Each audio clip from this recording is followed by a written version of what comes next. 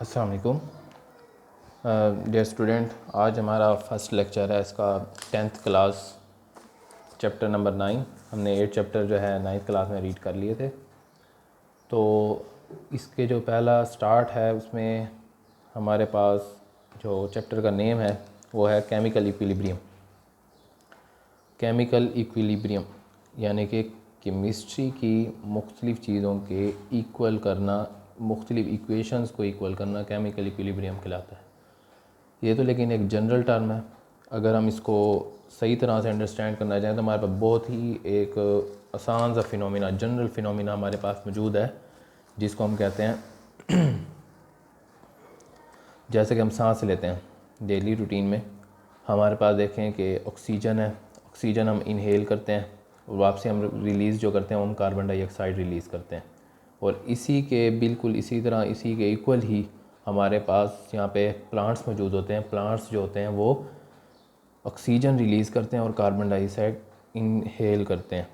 बिल्कुल इस तरह से हमारे पास इक्विलिब्रियम एक सीक्वेंस बन जाता है, हमारे पास एक इक्विलिब्रियम स्टेप बन जाता है। हमने यहाँ पर जो हमारा फर्स्ट टॉपिक है 9.1 टॉपिक नंबर 9.1, इसके अंदर हमने पढ़ना है reversible reaction and dynamic equilibrium. Reversible reaction और डायनामिक इक्विलिब्रियम, इसमें सबसे पहले हम फोकस करेंगे रिवर्सिबल रिएक्शन क्या होता है, क्योंकि आप लोग ने अभी 9th में इस तरह का कोई रिएक्शन या किसी किस्म का इस तरह का नाम नहीं पढ़ा। ये हम फर्स्ट टाइम यूँ पढ़ रहे हैं कि रिवर्सिबल रिएक्शन क्या चीज़ होती है। तो मैं पहले फ़िलहाल इसी पे फोकस करेंगे, रिवर्सिबल रिएक्शन क्या होता है। डायनामिक इक्विलिब्रियम को हम बाद में इस्तेमाल करेंगे। तो इसके लिए मैंने चंद एक कीवर्ड्स बनाए हैं। जो इतना बड़ा लंबा चौड़ा पैराग्राफ जो है इसको हम रीड करने से पहले ही हम वो कीवर्ड अगर याद कर लें, अगर हम इस पूरे टॉपिक के अंदर से हम यानी इम्पोर्टेंट चीज़ें निकाल लें तो वो ज़्यादा बेहतर होगा। तो इसमें हमारे पास सबसे पहले जो है ये हम कहेंगे कि रिवर्सिबल रिएक्शन क्या होता है। पहले हम इसकी यहाँ पे डेफिनेशन पढ़ लेते हैं और ये सारी चीज़ें पढ़ने से पहले हमारे पास सबसे पहले ज़रूरी होता है कि हम समझ सकें कि रिएक्शन होता क्या है। रिएक्शन के अंदर हमारे पास दो चीज़ें होती हैं।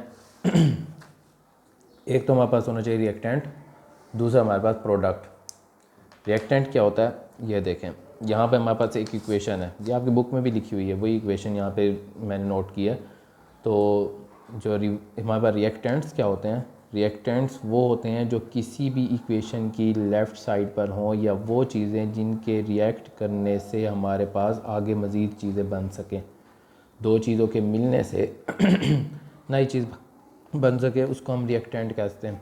यहाँ पे देखिए हमारे पास हाइड्रोजन है और ऑक्सीजन है, ये दो चीज़ें हैं। ये जब रिएक्ट करेंगे तो हमारे पास इन दोनों को हम क्या कहेंगे, रिएक्टेंट, रिएक्टेंट्स। अब ये दोनों आपस में ज्वाइन हुए, इसके बाद हमें जो मिला, जो एंड चीज़ मिली हमें, जो हासिल हुआ हमारा, वो है हमारे पास प्रोडक्ट। प्रोडक्ट हमारे पास ये मौजूद है, इसको हम कहेंगे प्रोडक्ट। ठीक है, तो हमारे पास यानी कि रिएक्टेंट के मिलने से प्रोडक्ट बनते हैं। लेकिन एक इसमें एक जनरल सी टर्म है जो हमारे पास मौजूद भी नहीं है, वो है कि कैटलिस्ट क्या होता है। इसके अंदर हमारे पास बीच में एक कैटलिस्ट यूज़ होता है। जैसे यहाँ पे हमारे पास प्लाटिनम यूज़ हुआ है, साथ हम हीट देनी पड़ी है, तो हमारे पास यहाँ पे कैटलिस्ट एक मौजूद होता है, कैटलिस्ट इस्तेमाल करते हैं। इस तरह से हमारे पास रिएक्टेंट को हम यानी कि रिएक्टेंट्स इस्तेमाल करते हैं, कोई ना कोई कैटलिस्ट होता है, कैटलिस्ट को इस्तेमाल करेंगे। कैटलिस्ट असल में एक हेल्पर होता है कि ये रिएक्शन आसानी से कंप्लीट हो जाए। कैटलिस्ट इस्तेमाल करेंगे और उसके बाद हमारे पास प्रोडक्ट बन जाएगा। अब हम यहाँ पर आते हैं, बुक के अंदर भी यही डेफिनेशन मौजूद होंगी। यहाँ पे सबसे पहले लिखी हुई है, in a chemical reaction the substance that combine are called reactant. यानी कि वो वाले सब्सटेंस जो कंबाइन हो रहे हैं, ये दोनों सब्सटेंस जो कंबाइन हो रहे हैं, इनको हम रिएक्टेंट कहते हैं। अब कहते हैं and the new substance form are called product. और जो न्यू सब्सटेंस जो बन रहा है, जो नई चीज़ बन रही है, वो हम क्या कहते हैं, उसको प्रोडक्ट कहते हैं। ठीक है, इसके बाद हम नेक्स्ट आ जाते हैं, वही इक्वेशन देखें, वही इक्वेशन यहाँ पे भी लिखी हुई है। नेक्स्ट आ जाते हैं, नेक्स्ट वो कहता है इरिवर्सिबल और रिवर्सिबल क्या चीज़ होती है। अब रिवर्सिबल और इरिवर्सिबल, जैसे हमारे पास टॉपिक में भी लिखा हुआ है ऊपर रिवर्सिबल रिएक्शन, इसी तरह यहाँ पर भी हमारे पास वही रिवर्सिबल और इरिवर्सिबल के बारे में है। थोड़ा सा नाम से भी समझ आती है कि इरिवर्सिबल यानी रिवर्स ना होना, और रिवर्सिबल यानी कि मतलब रिवर्स हो जाना। इर का मतलब ना होना और यहाँ पे रिवर्स का मतलब हो जाना।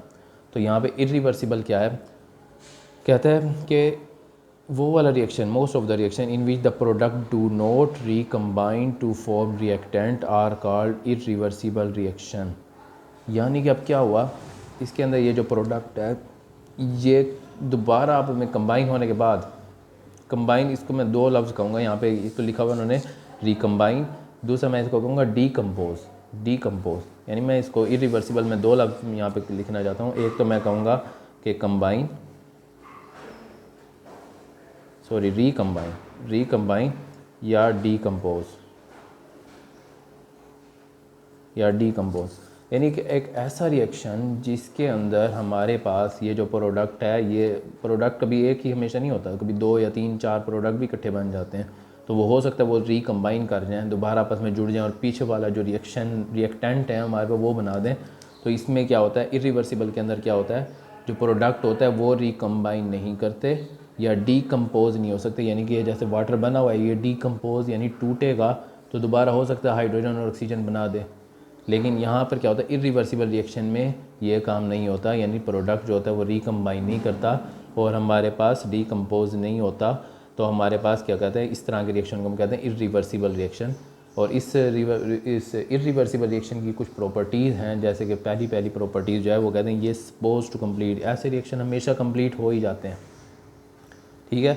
और इनके ख़ास बड़ी अहम चीज़ क्या है, इनको हमेशा सिंगल एरो से रिप्रेजेंट किया जाता है, सिंगल एरो से रिप्रेजेंट करते हैं इनको, यानी इस तरह का एक एरो लगाते हैं। इस रिएक्टेंट, इस तरह की जो इरिवर्सिबल रिएक्शन है, इनको इसकी दो प्रॉपर्टीज़ हैं। सबसे पहले है कि ये हमेशा कंप्लीट होते हैं, यानी इनको हम कंप्लीट रिएक्शन भी कह सकते हैं। ऐसे रिएक्शन जो कि कंप्लीट होते हैं इनको हम कंप्लीट रिएक्शन भी कह सकते हैं। दूसरी बात है इसकी, ये रिप्रेजेंट करते हैं सिंगल एरो से। ये दो बहुत इंपॉर्टेंट चीज़ें हैं, यानी ये कंप्लीट रिएक्शन होते हैं और ये सिंगल एरो से कोट किए जाते हैं। इसके बाद हमारे पास है रिवर्सिबल रिएक्शन। कहते हैं reaction in which the product can recombine to form reactant are called reversible reaction. वो वाले रिएक्शन जिसके अंदर प्रोडक्ट रिकम्बाइन कर ले, रिकम्बाइन हो जाए, उसको हम क्या कहते हैं, रिवर्सिबल रिएक्शन। इसकी भी दो प्रॉपर्टीज़ हैं कि इस तरह के रिएक्शन कभी कंप्लीट नहीं होते, नेवर गोज़ टू कंप्लीशन, कभी ये कंप्लीट नहीं होते। और इनको हम डबल एरो से शो करते हैं, यानी हाफ़ एरो हमारे पास यूँ बनाया जाता है, देखें यूँ सिंगल लाइन लगे, हाफ़ एरो यानी आगे की तरफ जा रहा है, फिर दोबारा हम वैसे सिंगल लाइन लगाते हैं और हाफ़ एरो रिवर्स की तरफ जा रहा है, पिछली तरफ जा रहा है। इसको हमने रीड करने से पहले थोड़ी सी एक और टर्म भी याद कर लेनी थी। हमारी बुक में भी इसी सीक्वेंस से लिखा हुआ है जहाँ से मैंने बनाया हुआ है, लेकिन फिर भी हमें ये टर्म पहले याद करनी चाहिए कि हमारे पास फॉरवर्ड और रिवर्स रिएक्शन क्या होता है।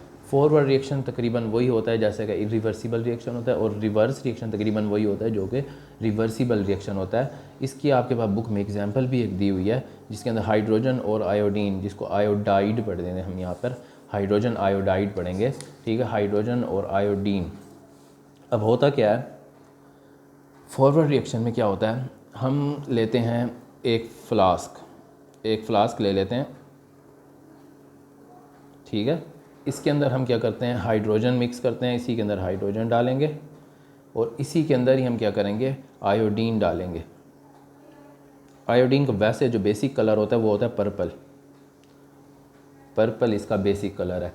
यानी कि अब हमारे पास क्या है कि आयोडीन हम जब डालेंगे, आयोडीन का पर्पल कलर है इसमें बेसिक, पहले हम आयोडीन डाल लेते हैं, इसके बाद हम इसमें हाइड्रोजन डालते हैं, रिएक्शन स्टार्ट हो जाता है। रिएक्शन जब एंड होता है, यानी हमारे पास जो प्रोडक्ट बनते हैं, रिएक्टेंट के मिलने से जो प्रोडक्ट बनते हैं वो असल में होते हैं हमारे पास कलरलेस, वो हमारे पास कलरलेस आते हैं। तो हम क्या करते हैं, इस तरह का जो रिएक्शन जिसके अंदर हमारे पास कलरलेस, यानी कि हमारे पास रिएक्शन बिल्कुल स्टॉप हो जाता है, हम ख़त्म कर देते हैं रिएक्शन, यहीं पे कलरलेस हमारे पास आ चुका है, इसके हम इसको कहते हैं ठीक है ये हमारे पास रिएक्शन एंड हो चुका है, ये कलरलेस हमारे पास बन चुका है। अब क्या होता है, थोड़ी देर हम इसी को ही रख देते हैं, हम कहते हैं हमारा काम हो गया, हमने रिएक्टेंट से प्रोडक्ट बना दिए। अब होता यूँ है कि कुछ देर बाद हम क्या करते हैं, इसी रिएक्टेंट, ये जो हमने प्रोडक्ट बनाया था हाइड्रोजन आयोडाइड, इसको हम हीट करते हैं। हीट करने से क्या होता है, यही जो रिएक्टेंट, यही जो प्रोडक्ट है, ये रिकम्बाइन या डीकम्पोज की मैंने पहले भी बात की थी, ये रिकम्बाइन या डीकम्पोज, यहाँ पे हमारे पास डीकम्पोज हो रहा है क्योंकि अकेला ही है, डीकम्पोज यानी टूटेगा, तो यहाँ पे हमारे पास डीकम्पोज होता है और हमारे पास दोबारा से हाइड्रोजन और दोबारा से आयोडीन बनाने लग जाता है। क्या होता है, जब हम इसको हीट करते हैं, इसी फ्लास्क को जब हम हीट करते हैं, होता यूँ है कि वरना ये आयोडीन का जो पर्पल कलर था हाइड्रोजन के डलने से कलरलेस हो चुका था, आयोडीन का जो पर्पल कलर था वो ख़त्म हो चुका था, कलरलेस हो चुका था। जब हम इसको हीट करने लगते हैं दोबारा से हाइड्रोजन गैस बनने लग जाती है, हाइड्रोजन गैस हवा में जाने लग जाती है। हाइड्रोजन गैस ऐसे, यानी कि मैं वही फ्लास्क दोबारा बनाता हूँ। हाइड्रोजन गैस, यहाँ पे एक बात और नोट रखें, आयोडीन और हाइड्रोजन मिलाते हैं, अगर हम यहाँ पे इस बीकर को क्लोज़ कर दें, इस फ्लास्क को क्लोज़ कर दें, तब हाइड्रोजन गैस रिमूव नहीं हो सकती, ठीक है। इसका मतलब ये यहीं कहीं यहीं रिएक्शन रुका रहेगा। अगर मैं इस फ्लास्क को खोल दूँ और मैं नीचे से हीट करने लगा हूँ तो हमारे पास हाइड्रोजन गैस यहाँ से रिमूव होने लग जाएगी। हाइड्रोजन गैस यहाँ से रिमूव होगी तो हमारे पास क्या होगा, ये जो हमारे पास आयोडीन अंदर बाकी बच जाएगा, आयोडीन अंदर जो मौजूद रहेगा ये हमारे पास दोबारा पर्पल कलर देने लग जाएगा। इसका मतलब हुआ ये रिवर्स रिएक्शन है, और इसी रिएक्शन को हम रिवर्सिबल रिएक्शन भी कहेंगे। यानी कि अब हमें ये बात समझ आ रही है कि हमारे पास क्या होता है, वो वाले रिएक्शन जो रिकम्बाइन या डिकम्पोज नहीं होते वो इरिवर्सिबल होते हैं। क्यों इरिवर्सिबल होते हैं? क्योंकि इसके अंदर ये जो हमारा प्रोडक्ट जो बन जाता है वो वैसा का वैसा ही रहता है, हमारे पास चेंज नहीं हो सकता। जबकि रिवर्सिबल रिएक्शन में क्या होता है, रिवर्सिबल रिएक्शन में हमारे पास प्रोडक्ट जो होता है वो दोबारा से डिकम्पोज हो जाता है, फिर दोबारा से हमारे पास रिएक्टेंट बना देता है। रिएक्टेंट बन गया तो हो सकता है दोबारा से भी प्रोडक्ट बन जाए, प्रोडक्ट हो गया तो दोबारा से रिएक्टेंट और प्रोडक्ट बनते रहेंगे। इस तरह के रिएक्शन जो होते हैं नेवर गोज़ टू कम्प्लीशन, यानी कभी भी इस तरह के रिएक्शन जो होते हैं वो कंप्लीट नहीं होते। नेक्स्ट हमारे पास जो है, यहाँ पे आपके पास ओपन सिस्टम या क्लोज सिस्टम की बात नहीं लिखी, मैंने थोड़ी सी आपको समझा भी दी अभी कि देखें ये मैंने फ्लास्क को क्लोज़ कर दिया था, इसको क्लोज सिस्टम कहेंगे। ये फ्लास्क मैंने ओपन रखी हुई थी, इसको ओपन सिस्टम कहेंगे, ठीक है।